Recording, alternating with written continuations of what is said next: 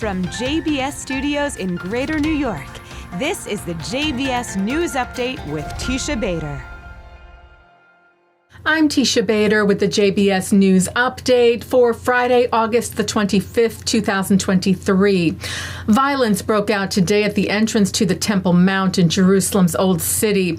The Times of Israel reports Palestinians began throwing rocks at Israeli police and border police just ahead of Muslim morning prayers, when during a security check, a Palestinian man refused to cooperate.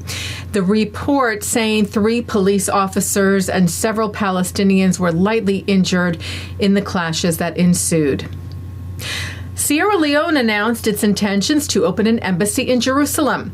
Executive Office of the President of the Western African Republic, Julius Maado Bio, said he spoke with Israeli Foreign Minister Eli Cohen yesterday, and that as part of efforts to strengthen the relationship between the two nations, His Excellency President Bio expressed his government's readiness to establish an embassy of Sierra Leone in Jerusalem, the capital of the State of Israel. Cohen thanked the president for, he said, his friendship and commitment to deepen the relations between Sierra Leone and Israel. Establishing an embassy in Jerusalem, our eternal capital, is an important step in this direction. Israel and Sierra Leone established ties in 1961, but they were suspended by Sierra Leone in 1973 over the Yom Kippur War, and then reestablished in 1992.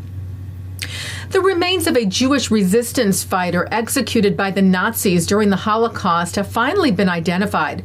Dutch forensic investigators this week ID'd the mysterious remains as Bernard Luza, who was 39 years old when he was shot dead by a firing squad in February of 1943, after being arrested several months prior. The Dutch Ministry of Defense saying Luza was considered the leader of a resistance group. He was charged with distributing a banned underground newspaper and calling on people to commit sabotage. His body was among several found in 1945, but it took until now to identify it. The head of the Dutch Ministry of Defense's forensic unit, Geert Jonker, told French news agency AFP, now, thanks to DNA technology used in a kinship study, his remains have finally been identified. Luza joined the resistance after German forces invaded the Netherlands on May the 10th of 1940. Well, the 60th anniversary of the March on Washington is taking place tomorrow.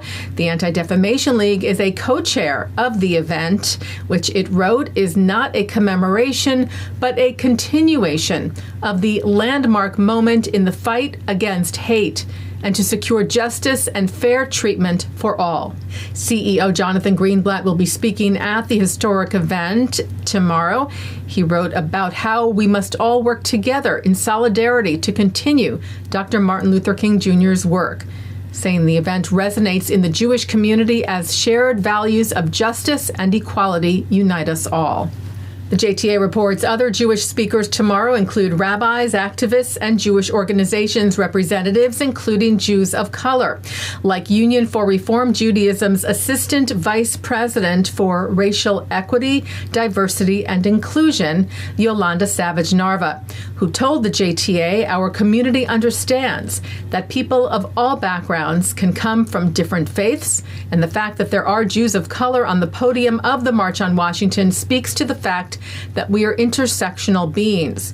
We're not just one thing, she said. We are not just our racial identity, our gender identity, our religious background. And it gives people an opportunity to see a whole person.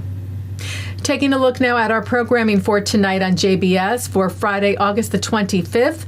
Live Shabbat services are coming up at 6 o'clock from New York City's Central Synagogue, followed by Shabbat services from the Hampton Synagogue.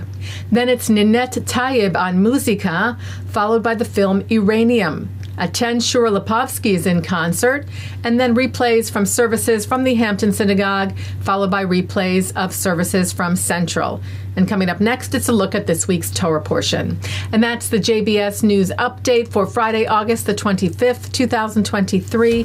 I'm Teisha Bader. Stay healthy, stay well, and Shabbat Shalom.